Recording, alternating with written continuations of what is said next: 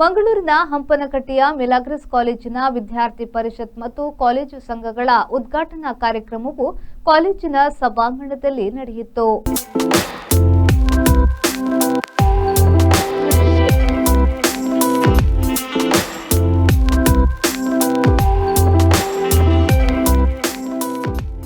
ಕಾರ್ಯಕ್ರಮದಲ್ಲಿ ಮುಖ್ಯ ಅತಿಥಿಗಳಾಗಿ ಪಾಲ್ಗೊಂಡು ಮಾತನಾಡಿದ ಮಂಗಳೂರು ಉಪವಿಭಾಗ 1ರ ಅಬಕಾರಿ ಉಪಾಧೀಕ್ಷಕರಾದ ಗಾಯತ್ರಿ ಸಿಎಚ್ ಅವರು, ವಿದ್ಯಾರ್ಥಿಗಳು ನಾಯಕತ್ವ ಗುಣವನ್ನು ಬೆಳೆಸಿಕೊಳ್ಳಬೇಕು, ಸಮಾಜದಲ್ಲಿ ಉತ್ತಮ ನಾಗರಿಕರಾಗಿ ಮೂಡಬೇಕು ಎಂದರು.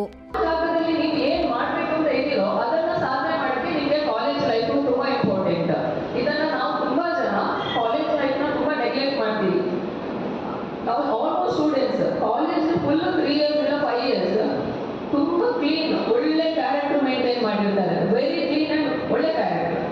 ಸಂಡೇ ಲಾಸ್ಟ್ ದಿನ ಒಂದು ಪಾರ್ಟಿಯಲ್ಲಿ ಏನೋ ಒಂದು ಆಲ್ಕೋಹಾಲ್ ಇರ್ಬೋದು, ಏನೋ ಒಂದು ಚಿಕ್ಕ ಒಂದು ಹ್ಯಾಬಿಟ್ ನ ನೀವು ಹೇಳ್ಕೊತೀವಿ, ಒಂದು ಸ್ವಲ್ಪ ಡ್ರಿಂಕ್ಸ್ ಮಾಡೋದು. ಕೊನೆಯ ದಿನ ಸಂಡೇ ರಾತ್ರಿ ಪಾರ್ಟಿಯಲ್ಲಿ ತಗೋತೀವಿ. Occasionally I am taking liquor or something bad thing. ಕಾಲೇಜಿನ ಪ್ರಾಂಶುಪಾಲರಾದ ರೆವರೆಂಡ್ ಡಾಕ್ಟರ್ ಅಲ್ವಿನ್ ಸೆರಾಫೋ ಮಾತನಾಡಿ, ನಾಯಕತ್ವದ ಗುಣವನ್ನು ಮೈಗೂಡಿಸಿಕೊಳ್ಳುವುದರ ಜೊತೆಗೆ ಕೆಟ್ಟ ದುಷ್ಪರಿಣಾಮದ ಬಗ್ಗೆ ಜಾಗೃತಿ ಮೂಡಿಸಬೇಕು ಎಂದರು.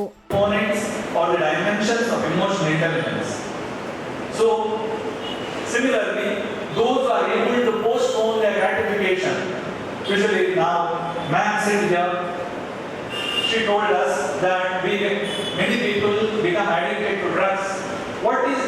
Who can overcome drugs? Only the person who is able to delay his or her gratification. That means satisfaction. Gratification means satisfaction. This is a psychological term.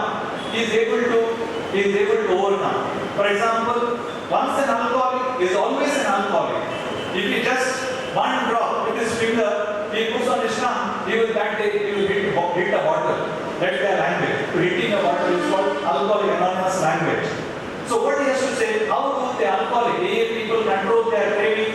They control their craving by saying, he will have a craving. Once an alcoholic is always an alcoholic. He will say, not now, later. ಉಪಪ್ರಾಂಶುಪಾಲರಾದ ಗ್ಲಾನ್ಸಿಯಾ Fernandes, ವಿದ್ಯಾರ್ಥಿ ಕಲ್ಯಾಣಾಧಿಕಾರಿ ಟ್ರಸ್ಸಿ Pintu, IQAC coordinator ಚೇತನ ಮೊದಲಾದವರು ಉಪಸ್ಥಿತರಿದ್ದರು.